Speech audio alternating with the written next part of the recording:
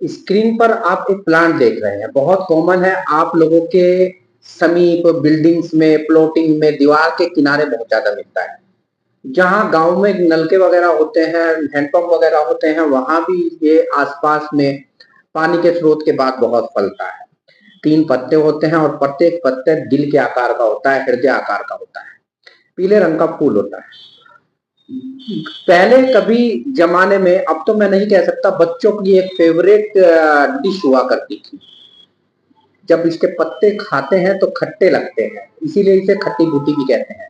सामान्य भाषा में 3 पत्तियां कहते हैं, और वैसे आयुर्वेद के दृष्टिकोण से चांगेरी कहा जाता है।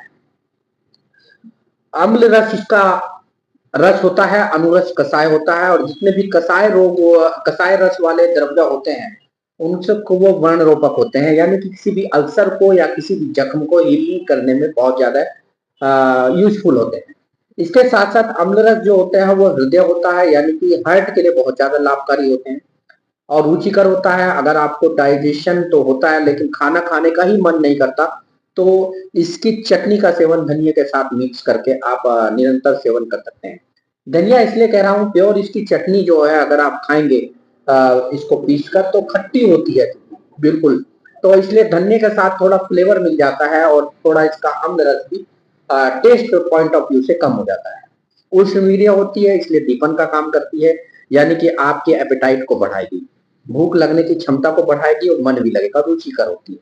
उष्णवीर्य होने के कारण तीनों जो शारीरिक दोष है उसमें वात और कफ को कम करती है, यानी कि बहुत बीमारियां ऐसी है जो वात और कफ बाहुल्य होती है, जैसे संग्रहणी हुआ, सियाटिका हुआ, जिसे आप ग्रदशी कहते हैं। ऐसे रोगों में बहुत ज्यादा यूजफुल हो सकती है मेडिसिन, और बहुत ज्यादा अच्छे परिणाम भी प्राप्त कर सकते हैं। तो जो सियाटिका का पेन होता है वो लोग इसका निरंतर सेवन कर सकते हैं। जो कोलाइटिस के पेशेंट है, या संग्रहणी के पेशेंट है, या अल्सरेटिव कोलाइटिस है, यहाँ तक कि अगर उनको ब्लीडिंग भी होती है, तो चूंकि ये एक अच्छी रक्त स्तंभक है, कसाय रस होने के कारण अच्छी रक्त स्तंभक है, जितनी कसाय रस प्रधान औषधियां होती हैं या आहार होते हैं, वो रक्त धमनियों को संकुचित करती है।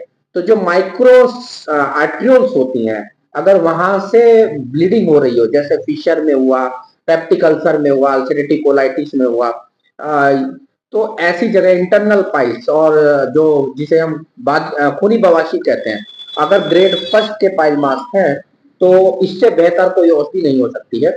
और पहाड़ी क्षेत्र में लगभग 6,000 से लेके 7,000 तक की ऊंचाई तक ही इसका पौधा मिलता है। और उष्ण प्रदेशों में, प्लेन में तो लगभग सभी जगह मिलती है, जहाँ वातावरण ज्यादा शीत ना रहता हो, ठंडा ना रहता हो। बहुत अच्छी औषधि है आयुर्वेद की। स्क्रीन पर लगातार इसका एक नीचे आप देख रहे हैं फोटो चल रहा होगा, और इसके पत्तों का साग भी कुछ कास्ट या कुछ क्षेत्र, आदिवासी बाहुल्य क्षेत्र या पहाड़ी लोग इसका साग बनाकर भी खाते हैं। और अगर आप इसके इंटरेस्ट हो, और अगर आप इन सब बीमारियों से ग्रसित हो, जिसमें मैंने बताया पेप्टिक अल्सर हुआ, मुंह में छाले हो गए और ब्लीडिंग हो रही है, या इंटरनल पाइल्स हो गए, अल्सरेटिव कोलाइटिस से ग्रसित है, कोलाइटिस से ग्रसित है, संग्रहणी से ग्रसित है, यानी आप ग्राही प्रॉपर्टी होती है, यानी कि बहुत पेशेंट ये कहते हैं कि जैसे ही हम भोजन करते हैं और हमको सोच करने के लिए जाना पड़ता है, तो ये भोजन की ग्राही का, इसके ग्राही गुण के कारण भोजन रुकता है आंत में पचने के लिए, तुरंत आपको सोच नहीं जाना पड़ेगा। तो इसके लिए आप के आसपास मिल जाती है, बहुत कॉमन होती है, आप परिचित भी होंगे इससे। तो इसको लाइए और इसकी सुबह शाम 1.5 चम्मच आवश्यकता के अनुसार चिकित्सक की देखरेख में ले तो ज्यादा बेटर है। मैं हमेशा कहता हूँ चिकित्सा पॉइंट ऑफ व्यू जो है वो चिकित्सक के भरोसे छोड़ दें तो अच्छा रहता है। और इसका अगर सेवन करें सुबह दोपहर शाम, तो निश्चित रूप से लाभ होगा। रक्त स्तंभक होती है, मैंने बताया, रक्त धमनियों को संकुचित करती है, यानी कि वैसो कॉन्स्ट्रिक्टर कह सकते हैं। तो एक निजी पॉइंट ऑफ व्यू से और आपको एक सलाह दो, अब ये तो थी जो चीजें जहां ली जा सकती है, इसका एक बहुत अच्छा यूज बताऊंगा, वो लास्ट के एंड में बताऊंगा, तो स्किप मत कीजिएगा। सबसे बेस्ट जो यूज बताऊंगा, जिन लोग कोरोनरी आर्टरी में या हृदय की जो धमनी होती है कोरोनरी आर्टरी, उसमें ब्लॉकेज आ जाता है या प्लेग जम जाता है, वो लोग नाले तो ज्यादा बेहतर है, क्योंकि इसकी एक प्रॉपर्टी मैंने बता दी कि ये रक्त धमनियों को संकुचित करता है, यानी कि अंदर की जो ल्यूमेन है उसको वो कम कर देगा। तो ऑलरेडी वहां पे हार्ट की जो सप्लाई है ब्लड की, कोरोनरी आर्टरी जो करती है, वो ऑलरेडी कोलेस्ट्रॉल के डिपोजिशन होता है, फ्लैग बन रहता है, ब्लॉकेज रहता है, तो उसकी वजह से वैसे ही कम रहती है। तो आप वो लोग ना लें, मेरी ये सलाह है। बाकी इसके साथ जो भी ले सकता है वो कार्डियक टॉनिक की तरह कार्य करती है। और दूसरी बात, जो बेस्ट बात है, जो अब तक नहीं बने बताई मैंने वीडियो में, जिसे रुकने के लिए भी कहा था, जिन लोगों को रेक्टल प्रोलैप्स होता है। अब ये रेक्टल प्रोलैप्स होता क्या है? जो अब आप प्रेशर करने के लिए या स्टूल पास आउट करने के लिए प्रेशर लगाते हैं, तो आपकी जो गुदा के अंदर की मांस है, नाल है या एनल कैनाल है, वो बाहर निकल जाती है। यानी आप लैट्रिन का जो मार्ग है वो बाहर की तरफ प्रोट्रूट करता है, यानी कि निकल जाता है, फैल जाता है। इसे कहते हैं रेक्टल प्रोलैप्स। और आयुर्वेद में इसको गुदभ्रंश कहा गया है, यानी गुदा मार्ग जो है, वो गुद मर्म जो है अपने स्थान से भ्रंश या स्थापित होकर बाहर की तरफ निकल जाता है।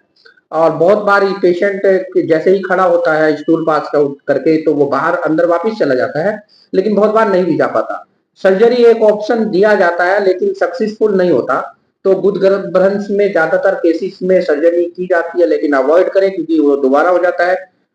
एज बढ़ने के साथ साथ जो हमारी एनल स्ट्रक्चर है या जो एनल कस का कसाव है वो कम हो जाता है।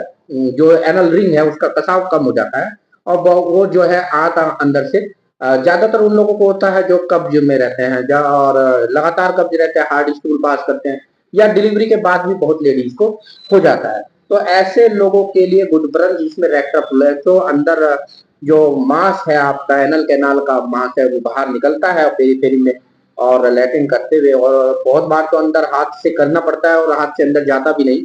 तो उसमें क्या होता है, इन्फेक्शन होने लगता है, वहां से ब्लीडिंग होने लगती है, खुजली होने लगती है और दर्द की कंडीशन भी होती है। तो ऐसी अवस्था में गुद ब्रंश के लिए श्रेष्ठतम चांगेरी शाक का है।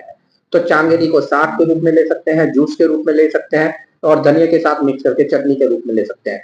अवेयरनेस वीडियो है, जानते रहिए आपके क्षेत्र में क्या क्या होता है, और आपके लिए बेहतर है, क्योंकि आने वाले समय में अब तो ये समझ लीजिए एमडी और एमएस पर भी विश्वास नहीं किया जा सकता, क्योंकि शिक्षा प्रणाली इतनी दूषित हो चुकी है कि अब लोअर रैंक के लोग भी जो है एमडी एमएस कर लेते हैं। तो ऐसे में तो आपको आयुर्वेद की तरफ लौटना ही पड़ेगा। तो अपने क्षेत्र में जानिए औषधियों के लिए, और अवेयरनेस वीडियो के तरह ये जुड़े रहिए। मैं वैद्य साकेत कुमार, और यूट्यूब पे चैनल पे है थोड़ा, तो इस तरह की अवेयरनेस वीडियो जानने के लिए जरूरी है कि आप मेरे से जुड़े रहें। आप सभी लोगों का अभिनंदन और स्वागत करता हूँ। चांगेरी को जरूर नित्य प्रयोग कीजिए, किसी भी प्रकार का साइड इफेक्ट नहीं है। एक सिंगल साइड इफेक्ट मैंने बता दिया, वो मेरा अपना व्यू है कि आप रक्त धमनियों को संकुचित करने के लिए, जो कोरोनरी आर्टरी में जिन लोगों को ब्लॉकेज आ चुका है, वो बचे इससे। इसके अलावा लिवर टॉनिक की तरह कार्य करता है, दीपन है, और ब्लीडिंग को रोकता है। माइक्रो आर्ट्रियोल्स से जो ब्लीडिंग होती है, किसी अल्सर से जो ब्लीडिंग होती है, उसको रोकेगा। और चूंकि अरुच अग्नि को भी बढ़ाएगा दीपन होने के कारण, उष्मीय होने के कारण।